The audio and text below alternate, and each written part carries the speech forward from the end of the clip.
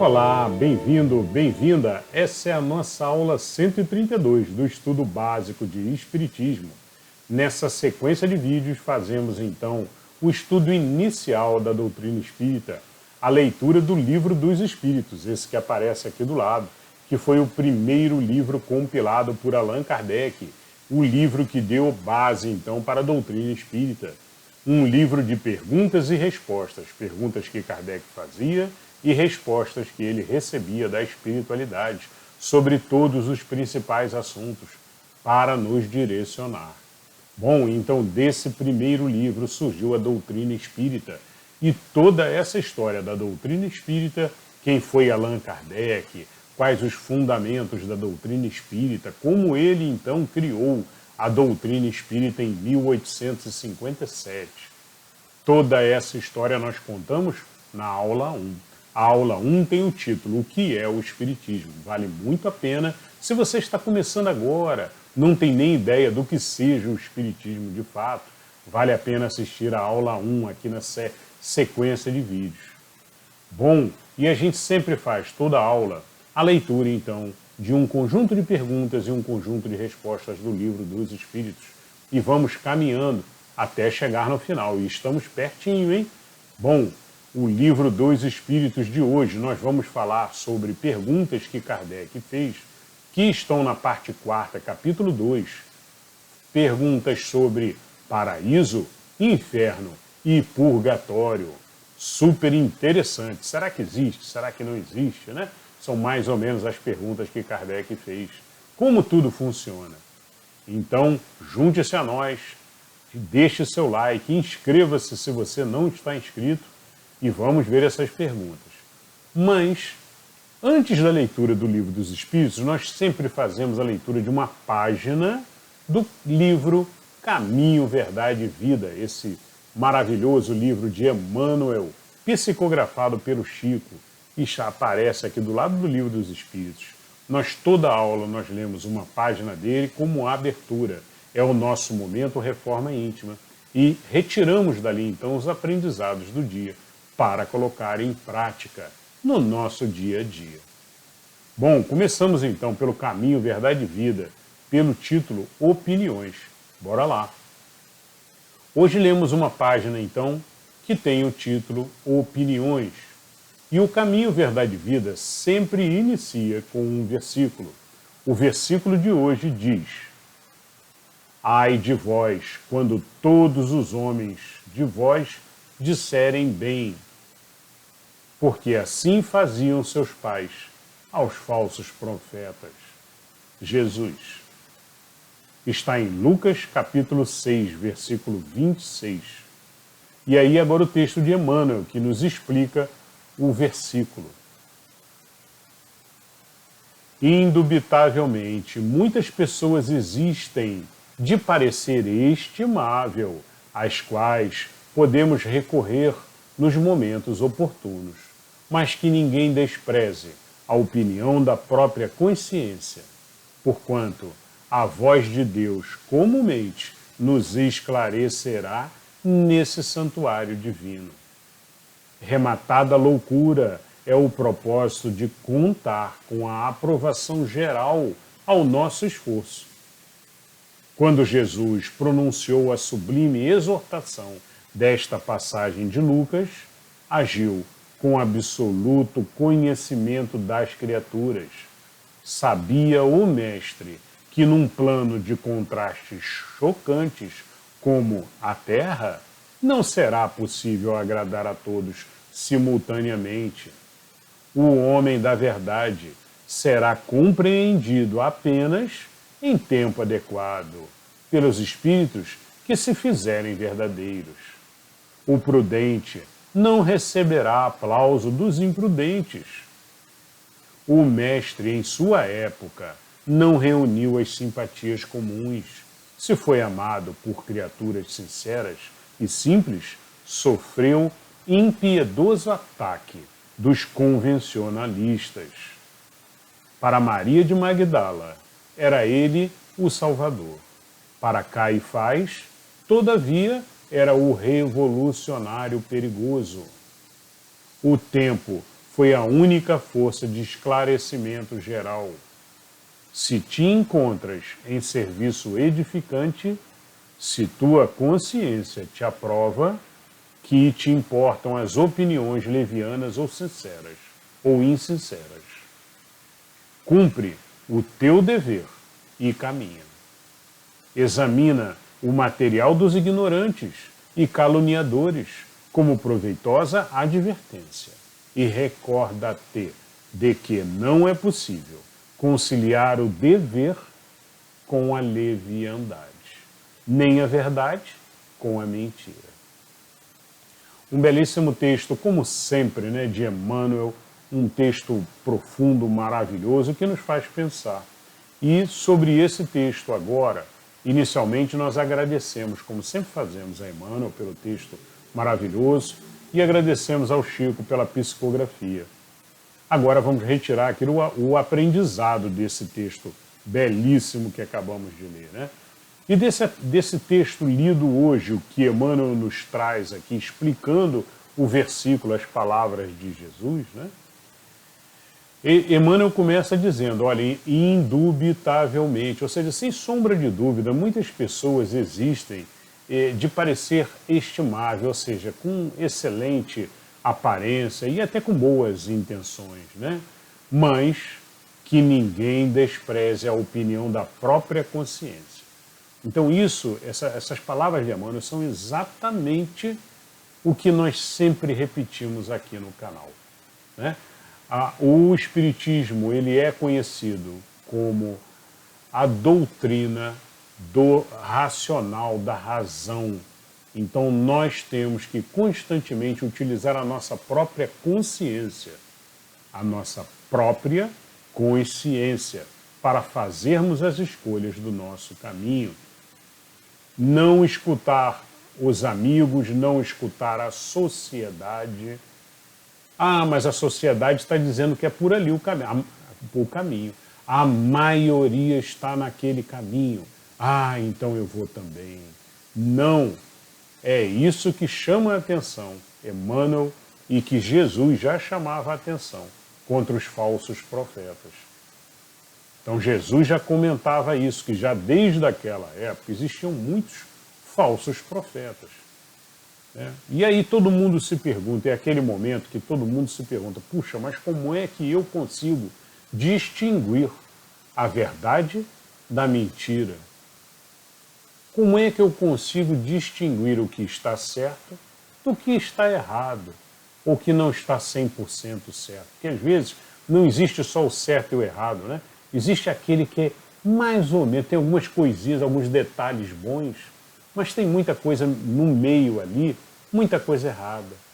Então a gente precisa discernir exatamente e qual é a razão, como a gente utiliza e o que nos direciona a escolher o caminho correto. E Emmanuel chama a atenção. Não despreze a opinião da própria consciência. Então esse é um momento, toda vez que a gente na nossa vida, inclusive, tiver que escolher, não só por palavras, não só por o que estudar, o que acreditar, mas pelas coisas até simples da vida, né? Olha, é certo eu fazer isso, é errado eu fazer isso. Devemos trabalhar constantemente com a nossa razão e fazendo as escolhas. A nossa razão é a nossa consciência maior, a nossa consciência espiritual. Aquela consciência que não temos um acesso direto, não. Não temos. Quando estamos encarnados, essa consciência ela fica ofuscada sob o véu da matéria. Sabemos disso. É difícil conseguir, então, essa percepção. É necessário meditação, paz interior, oração, acima de tudo, aquela paz interior, né? Positividade. A pessoa que está angustiada, vivendo os momentos corridos, acelerados, os momentos do dia a dia, não consegue escutar a sua consciência espiritual, a sua consciência maior. Lembrando que nós somos uma consciência muito maior do que a que aparece aqui na matéria. Aqui na matéria nós temos pensamentos, mas a nossa consciência é muito maior e muito mais poderosa. Nós temos todos os aprendizados de diversas encarnações. De vez em quando se aflora, de vez em quando sonhamos e lembramos de alguma coisa. De vez em quando temos uma ideia, uma sugestão e não sabemos de onde surgiu aquilo. Na maioria das vezes, pode ser sim da sua intuição ou de um espírito bondoso, um mentor, um espírito protetor seu que veio e te deu uma inspiração. Bom, e Emmanuel comenta, mas que ninguém despreze a opinião da própria consciência, sempre que tiver que fazer uma escolha, tomar uma decisão do caminho a seguir, pergunte à sua consciência interna. Comumente nos esclarecerá nesse santuário divino, ou seja, nesse interior seu, nessa consciência interior, que Emmanuel chama de santuário divino. Rematada a loucura é o propósito de contar com a aprovação geral dos outros, né? Então Emmanuel está dizendo, olha, é loucura o ser que procura ser aprovado pelos demais. Não, vivemos num planeta de provas e expiações, um planeta que tem mais o mal do que o bem. Tem mais pessoas praticando, exercendo, pensando no mal do que pessoas pensando no caminho do bem. Então você vai querer a aprovação dessas pessoas? Pessoas que têm inveja, que têm ódio e raiva constantes, aflorando, transbordando dos seus seres. Vão olhar para você e vão invejar, vão debochar, vão fazer sarcasmo. E muitas vezes perdemos amizades, perdemos amigos que não vêm com a gente, não compreendem, não estão no seu momento ainda de compreensão do caminho do bem, do caminho de retidão. Então, esse texto de hoje ele chama muita atenção a isso, né? Que temos que fazer a nossa escolha de retidão, escolha de seguir o caminho do bem e tomar cuidado constantemente para que não desviemos. Vai vir um amigo chamando para ir para um local ruim, uma outra amiga vem e chama e tenta puxar para desviar para um outro caminho não bom, e nós que estamos na retidão temos que seguir em frente, sem sair do caminho de elevação, do caminho de aprendizado constante, do caminho de Jesus. Então isso é o que de fato nos eleva como ser. Isso é aonde nós queremos chegar. Precisamos, acima de tudo, compreender e enxergar aonde queremos chegar. Quer sair dessa encarnação sem ter levado nada, sem ter aprendido nada, sem ter se elevado como ser? Ou quer sair dessa encarnação realmente com um trabalho bem feito, com um trabalho edificante plantado, com o seu próprio ser se elevado, com muita caridade distribuída, né? com bens distribuídos, com amor ao próximo, aprendendo a amar a todos os seres, mostrando para a espiritualidade e para Deus que está num outro patamar de ser. E automaticamente, quando você está amando, quando você está transmitindo bondade, caridade, está numa boa vibração, todas essas vibrações boas voltam para você também. Ou seja, você vai receber na sua vida só pessoas boas. A mesma sintonia vai te procurar. Bom, e Emmanuel no final, então, Emmanuel comenta, olha, ninguém deve procurar ser aceito, então, no que está fazendo. Ninguém deve procurar também ir com a maioria. Já falamos sobre isso, a maioria erra num planeta de provas e expiações. Então não devemos tentar seguir a maioria, não. Devemos, acima de tudo, fazer as nossas próprias escolhas. Escolher por nós mesmos. Ah, mas todo mundo foi para lá. Não tem problema. Eu vou para o outro lado porque eu sei que é o correto. Faça a sua escolha, mas consciente. Às vezes a maioria é certa, mas muito poucas vezes. Na maioria das vezes, a grande maioria está errando. Num planeta de provas e expiação, só isso pode se esperar. E aí Emmanuel comenta, se te encontras em serviço edificante, ou seja, no caminho do bem, em retidão, fazendo um trabalho que tem que ser feito, bem feito, que você tem certeza de que está no caminho do bem, se a tua consciência te aprova, que te importam as opiniões levianas ou insinceras. Opiniões muitas vezes de seres que têm ódio, que têm inveja constante sobre tudo e todos, que não conseguem ver alguém subindo, que querem puxar para baixo. Cumpre o teu dever e caminha. Segue a jornada de evolução. Examina o material dos ignorantes e caluniadores e aproveita-te como advertência, ou seja, aprenda esse caminho não. Então, é isso. Dessa forma a gente vai aos poucos, gradativamente, cada vez mais se tornando assertivo, correto, acertando o caminho, sempre acertando na verdade. E como é que a gente pode fazer isso de forma mais precisa e utilizando então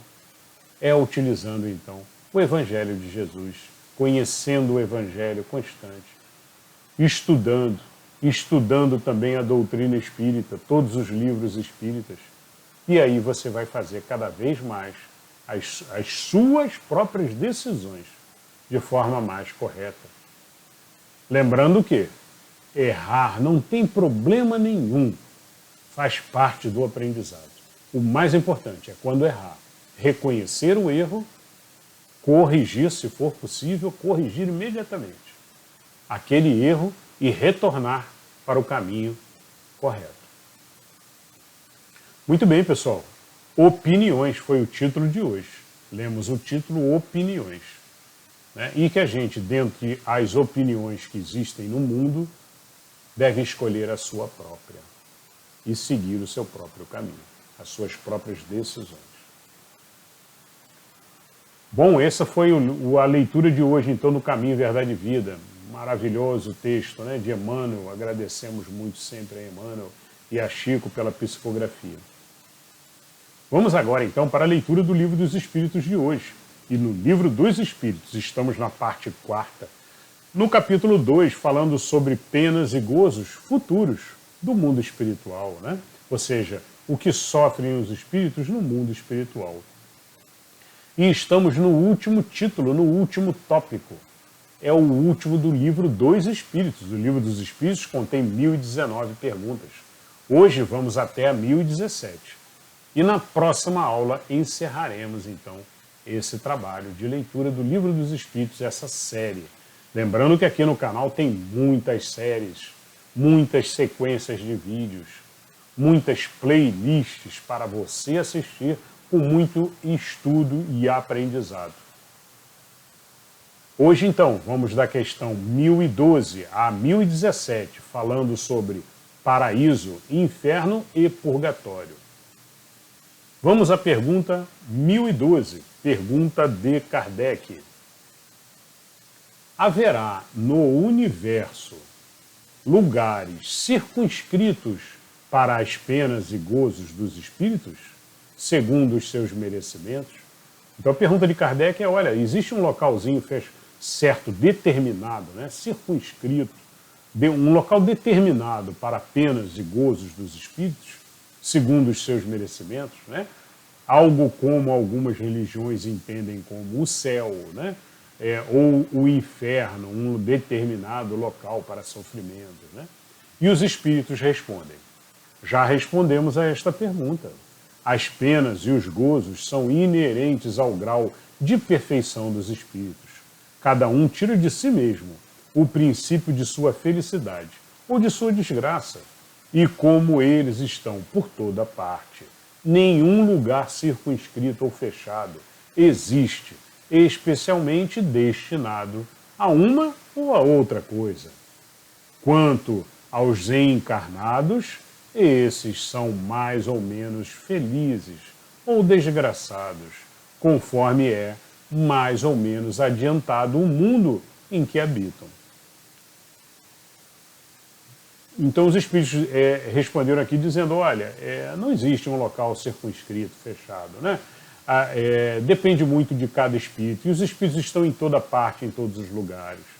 Já lemos em questões anteriores, os espíritos comentando que existem planos, né, espirituais, e eles vão explicar isso mais para frente um pouquinho, existem planos espirituais, e que os espíritos que estão mais apegados à matéria são espíritos mais densos, mais pesados em vibração também, eles não conseguem subir para os níveis mais elevados. Mas não significa que o nível elevado esteja circunscrito a uma determinada localização, né? É isso que dizem aqui os espíritos. Não, não está fechado, não está em uma determinada localização, até porque o universo é imenso, né? Não existe aquela visão de que, olha, é só aqui em cima da Terra que existem, então, esses planos, né? Não, existem pelo universo todo. E existem espíritos pelo universo todo também. Continuam os espíritos. A explicação da 1012. Aliás, pergunta Kardec, é uma pergunta dentro da 1012. De acordo, então, com o que vindes a dizer, o inferno e o paraíso não existem, tais como o homem imagina. Então Kardec pergunta, olha, não existe então céu e inferno, né? Paraíso e inferno. Pelo menos não como o homem imagina hoje. E esse livro foi em 1857, a data que ele foi escrito, né? E nessa época, então, o conceito da sociedade era bem mesmo de paraíso e de inferno, né? Hoje em dia está mais um pouco, menos um pouco solidificada essa ideia, né? Essa ideia está caindo aos pouquinhos. E aí os espíritos respondem. São simples alegorias. Por toda parte há espíritos ditosos, bondosos e inditosos, espíritos maus, imperfeitos, né? Entretanto, conforme também já dissemos, os espíritos de uma mesma ordem se reúnem por simpatia, mas podem reunir-se onde queiram, quando são perfeitos. Vejam que eles comentam aqui, olha, os que são perfeitos, eles se reúnem aonde quiserem, né? Então existem uma afinidade, já falamos isso em várias aulas anteriores, em várias questões anteriores, os espíritos relatam isso, deixam claro isso, que existe uma afinidade, uma aproximação natural, que vemos inclusive aqui na matéria, né? Espíritos que gostam de determinados prazeres materiais estão constantemente ali ligados e se reunindo, né? Espíritos que gostam de estudo também se encontram e falam e conversam, né? Na matéria mesmo, da mesma forma, no mundo espiritual. Espíritos que estão no caminho do bem, já estão num nível mais elevado, esses espíritos também, por afinidade, acabam se reunindo. E os espíritos inferiores também se encontram, se reúnem, mas mais próximos à matéria, né? Nas regiões celestes mais apegadas à matéria. E aí existe então uma vibração muito ruim nessa região de espíritos imperfeitos, né? Muito agonizante, espíritos que sofrem constantemente. E na região dos espíritos ditosos, ou espíritos perfeitos, bondosos, né? Existe então amor, felicidade constante entre eles. Isso já lemos em questões anteriores, né? E não existem dois níveis. Eu citei aqui um nível de ditosos e um nível de imperfeitos, mas é tudo escalar, gradual. Então existem níveis intermediários diversos aí de elevação. E continuam os espíritos, então, para finalizar. A localização absoluta das regiões, das penas e das recompensas só na imaginação do homem existe. Provém da sua tendência a materializar-se e a circunscrever as coisas, cuja existência infinita não lhe é possível compreender. Então vejam que nós vivemos num universo de mais de 400 bilhões de galáxias, e cada galáxia com 200, 300 bilhões de planetas, esferas com vida, com seres vivendo tanto na matéria quanto espiritualmente. Não tem condição, nos dias de hoje, de acreditarmos que nós aqui somos o o centro do universo e que tudo gira em torno da Terra. Já passamos desse período medieval, né? E justamente nesse período medieval é que imaginávamos o quê? Bom, acima do céu, acima das nuvens é o céu. Ah, é o paraíso, acima das nuvens. E o inferno, então, aonde é? No contrário disso, embaixo da terra. Ah, é o inferno. E embaixo da terra o que tem? Calor. Ah, então vai queimar no inferno. Né? Então, esses mitos antigos, né, são absolutas figuras da imaginação do homem. E provém, então, tendência a apenas nos tempos antigos. Nos dias atuais não cabe mais esse tipo de pensamento. É isso que chamam a atenção aqui os espíritos. Né? E cada vez mais nós descobrimos planetas novos, né? Novas civilizações serão descobertas também no futuro. Bom, agora a questão 1013, pergunta 1013 de Kardec. Que se deve entender por purgatório? Purgatório é o local onde se paga uma pena, né? Normalmente esse é o entendimento. Vamos ver agora aqui a resposta dos espíritos. Dores físicas e morais. O tempo da expiação, quase sempre na terra, é que fazes o vosso purgatório, e que Deus vos obriga a expiar as vossas faltas, ou seja, a sentir, né, na pele mesmo as vossas faltas, o que você causou de mal.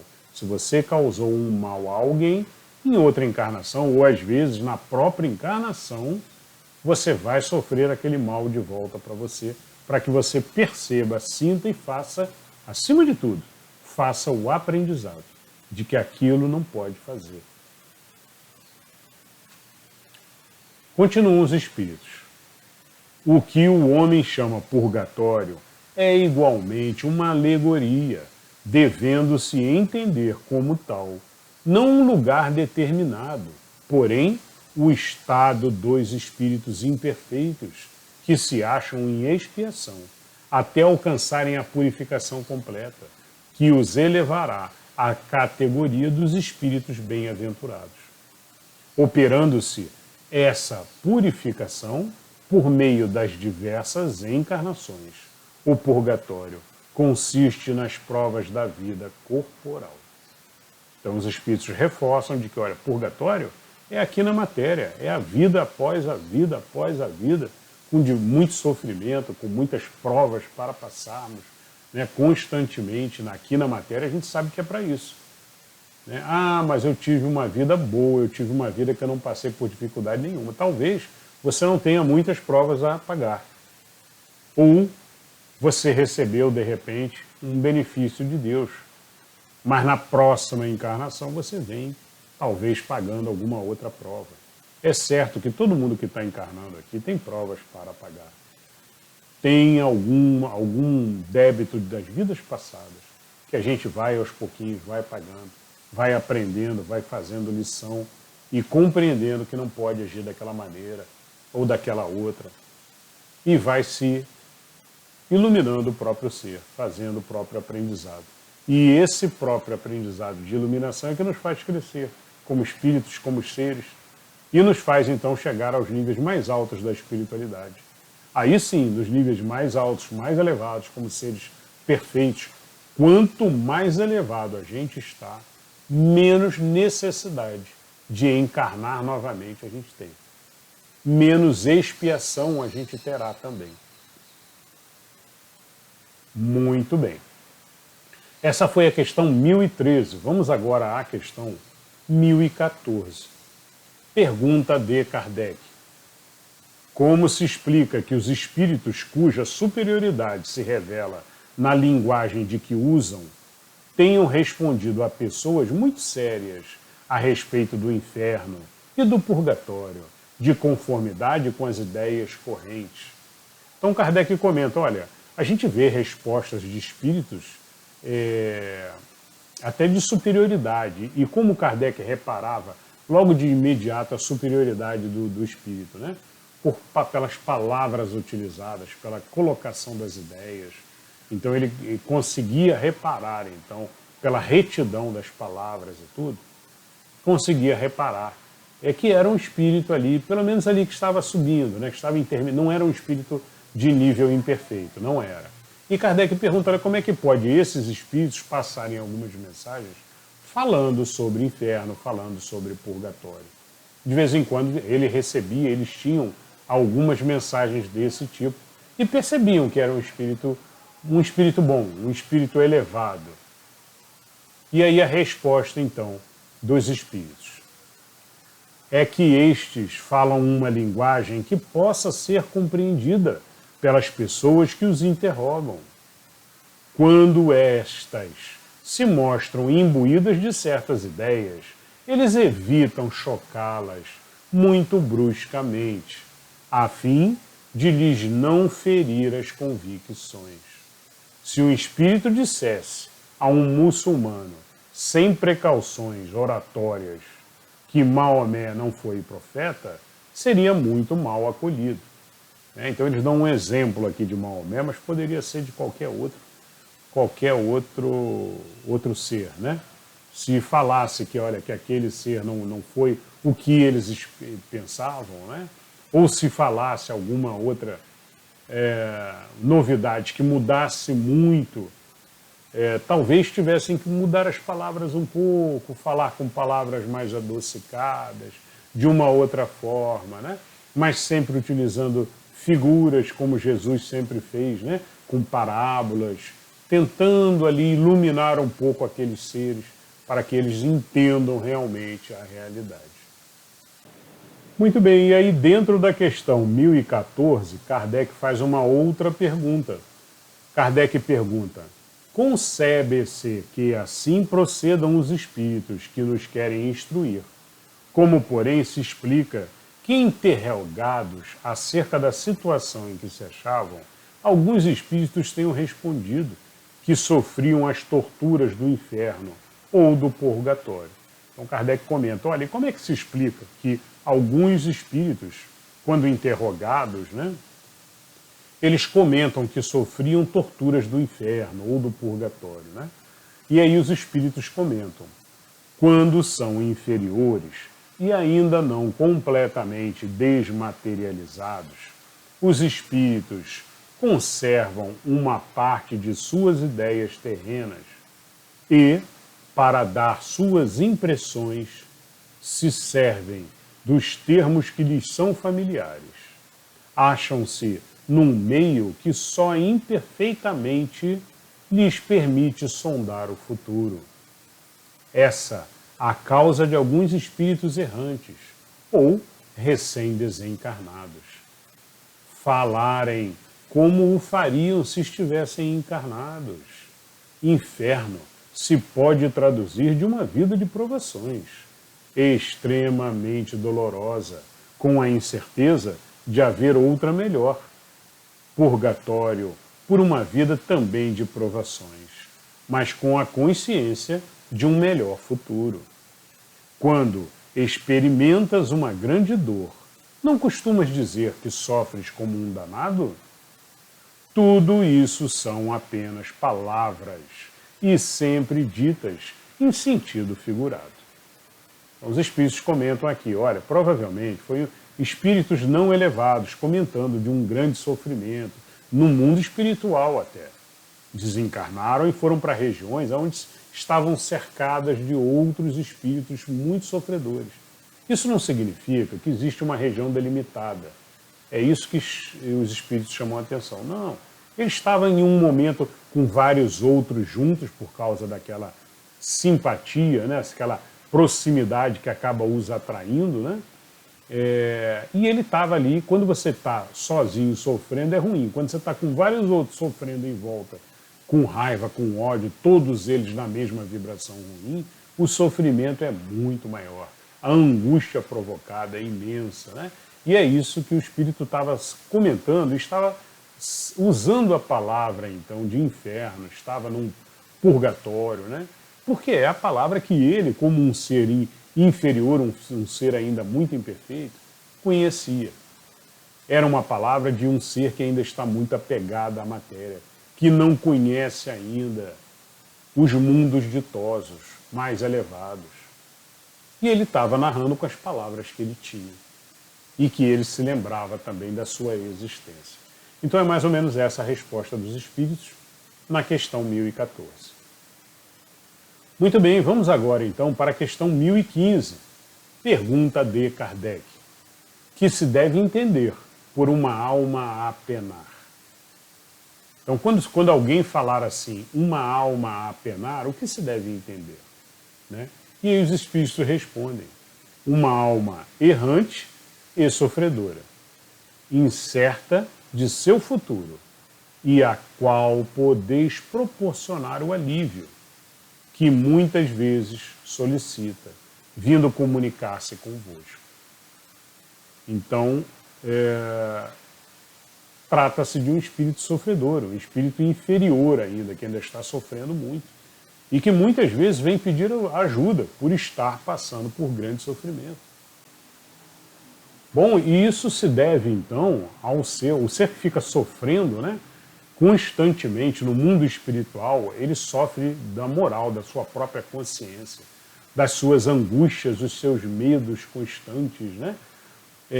Se é um ser que vibra ódio, raiva, angústia o tempo inteiro, é um ser que constantemente está olhando para os lados, com medo de que alguém que o odeia, porque na cabeça dele, uma pessoa que tem ódio natural, ela acha que todo mundo odeia ela também.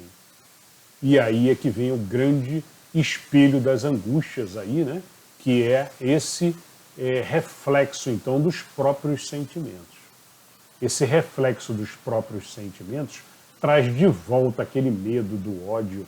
E esse ser que vive no ódio, que vive na raiva, ele tem a sensação de que todos que estão em volta dele estão tramando contra ele constantemente. Então é esse um dos grandes sofrimentos do ser na espiritualidade, num mundo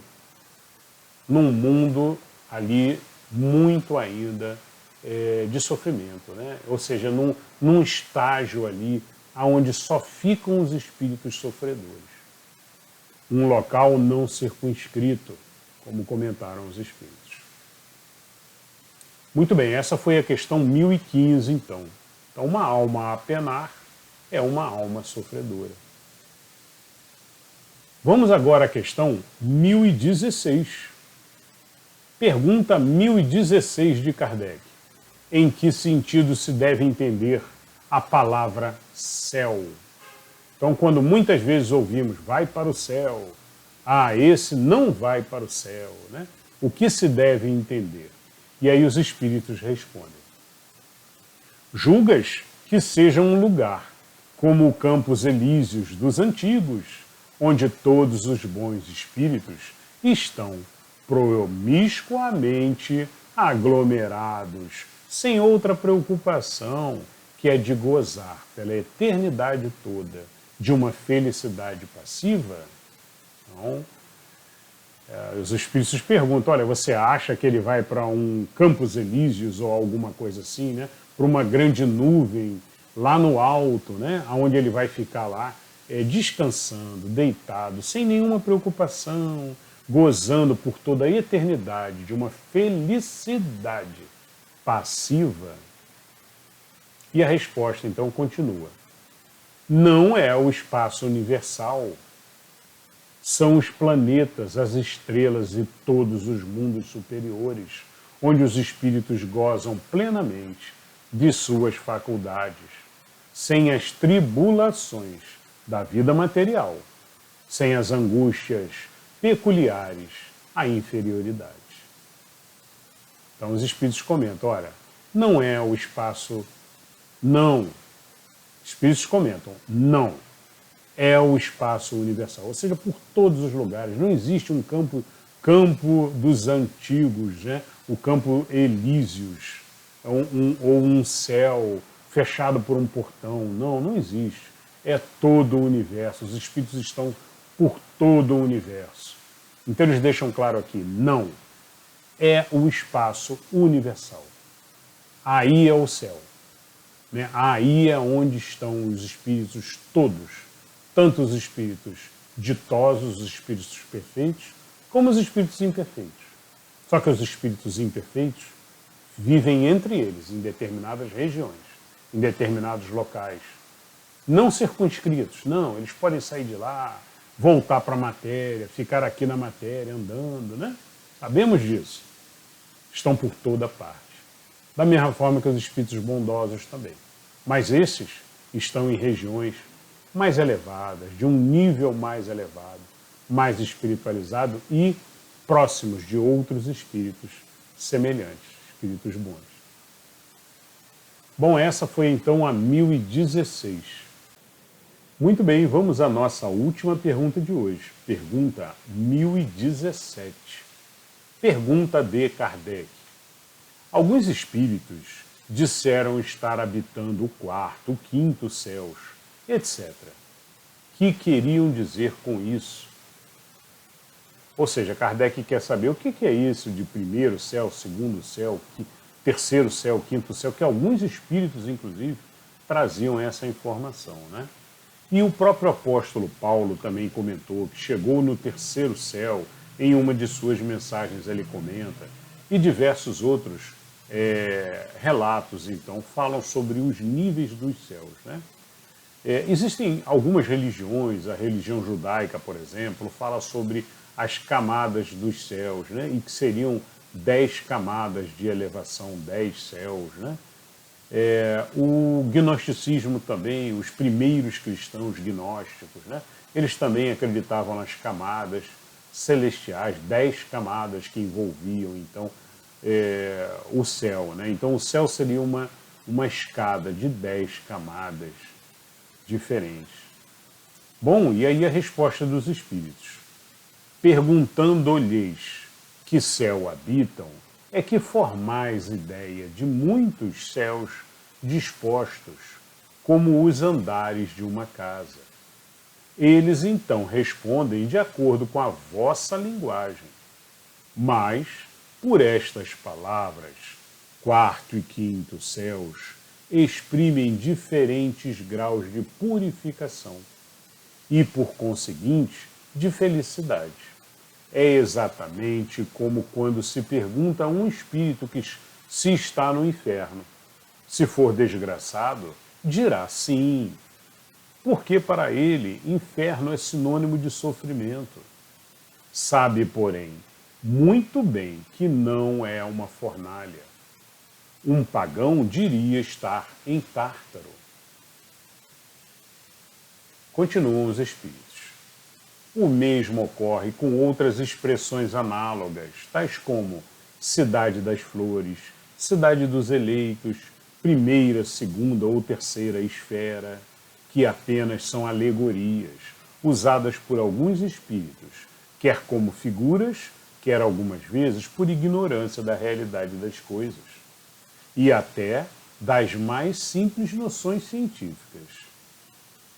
De acordo com a ideia restrita que se fazia outrora dos lugares das penas e das recompensas, e, sobretudo, de acordo com a opinião de que a Terra era o centro do universo, de que o firmamento formava uma abóboda e que havia uma região das estrelas. O céu era situado no alto e o inferno embaixo. Daí as expressões subir ao céu, estar no mais alto dos céus, ser precipitado nos infernos. Hoje que a ciência demonstrou que a Terra, apenas entre tantos milhões de outros, um dos menores mundos sem importância especial, que traçou a história da sua formação e lhes descreveu a Constituição, que provou ser infinito o espaço, não haver alto nem baixo no universo. Teve-se que renunciar a situar o céu acima das nuvens e o inferno nos lugares inferiores. Então os espíritos chamam a atenção de que, olha, desde antigamente, né, quando não se tinha essa noção de espaço, de espaço infinito, com bilhões e bilhões de planetas, em 200 bilhões, 300 bilhões de galáxias existentes, que é o que se consegue contar até hoje, né? Então, bilhões de planetas por todas essas galáxias. E a Terra não é o centro do universo, como se pensava antigamente. Antigamente se pensava a Terra como sendo aqui o centro do universo. E aí, ora, se nós somos o centro, então o céu é o que está lá para cima, né? E o inferno é o que está mais abaixo, né? Debaixo da Terra. E o debaixo da Terra, durante anos se sabe que, olha, ao se cavar muito profundamente, você sente mais calor. Você tem cavernas que são muito quentes dentro das cavernas por causa desse calor. E aí associavam a isso a um inferno que iria queimar as pessoas. Então, ir para o inferno significava, antigamente, ir para baixo, para perto lá de onde se queimava, né? E de daí vem, então, esse mito, essa história de que o céu é para cima e o inferno é para baixo. Mas os espíritos justamente mencionam que não é isso, né? E já se sabe que o universo é infinito, né? E que a Terra não está no centro do universo. Então não dá para ficar mais pensando nos dias de hoje dessa forma. Então o céu, né, está onde estão os espíritos, e os espíritos estão por toda parte. Aí continuam os espíritos aqui a resposta. Quanto ao purgatório, purgatório é o lugar onde se sofre, né, se passa um determinado sofrimento. Quanto ao purgatório, nenhum lugar lhe fora designado. Estava reservado ao Espiritismo dar de tudo isso a explicação mais racional, mais grandiosa e, ao mesmo tempo, mais consoladora para a humanidade. Pode-se assim dizer que trazemos em nós mesmos o nosso inferno e o nosso paraíso. O purgatório, achamo-lo na encarnação, nas vidas corporais ou físicas. Então, muito bem. Então, os espíritos explicam, olha, purgatório é aqui na matéria. São as nossas encarnações, por onde passamos por sofrimentos, passamos por expiações, né? Provas e expiações. É o planeta que vivemos hoje. São planetas para pagarmos e, acima de tudo, fazermos o aprendizado. Percebermos o mal que é causar um determinado mal a alguém, né? Sentirmos isso na pele, para que consigamos fazer o aprendizado. Então, quem cometeu um mal no passado vai passar pelo mesmo mal em outra encarnação, às vezes até na mesma encarnação.